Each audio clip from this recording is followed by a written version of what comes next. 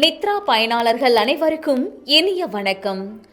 இன்று 2025 வருடம் பிப்ரவரி மாதம் 20ஆம் தேதி, குரோதி வருடம் மாசி மாதம் 8ஆம் நாள் வியாழக்கிழமை.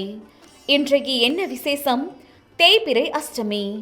யாரை வழிபடலாம்? கால பைரவரை வழிபாடு செய்து வர ஆயுள் விருத்தி உண்டாகும். இன்று யாருக்கெல்லாம் லாபங்கள் உண்டாகும் பார்க்கலாம் வாங்க. மேசராசி அன்பர்களே, ஆரோக்கியத்தில் ஒருவிதமான மந்தத்தன்மை உண்டாகும்.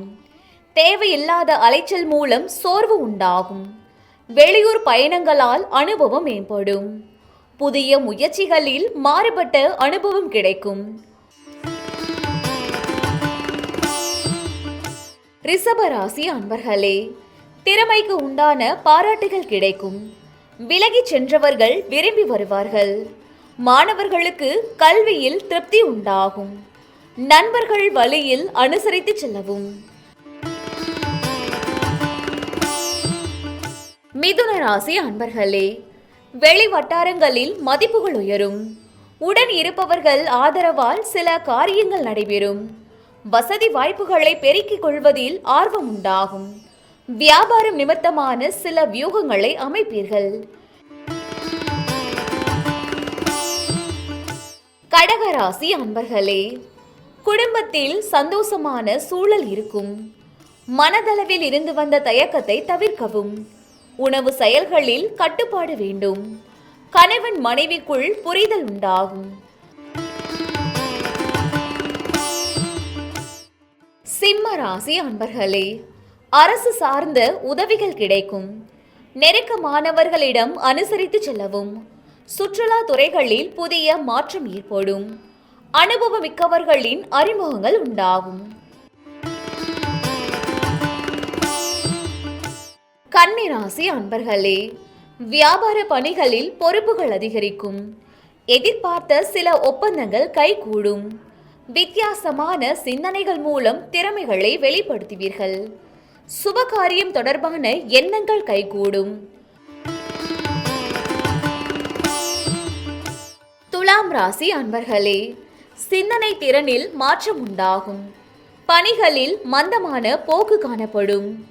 எதிர்பாராத சில செலவுகளால் நெருக்கடிகள் உண்டாகும். நீண்ட நாள் பிரார்த்தனைகள் நிறைவேறும். விருச்சிக ராசி அன்பர்களே, உத்தியோகத்தில் பொறுப்புகள் மேம்படும். மற்றவர்களின் செயல்களில் தலையிடாமல் இருக்கவும். வியாபாரத்தில் இழுபறியான சூழல் உண்டாகும். எதிலும் பதற்றமின்றி செயல்படவும். தனுசு ராசி அன்பர்களே, குடும்பத்தில் விட்டு கொடுத்து செல்லவும். எதிர்பாராத சில உதவிகள் கிடைக்கும். இஷ்ட தெய்வ வழிபாடு நன்மை தரும். வீண் விவாதங்களை தவிர்க்கவும்.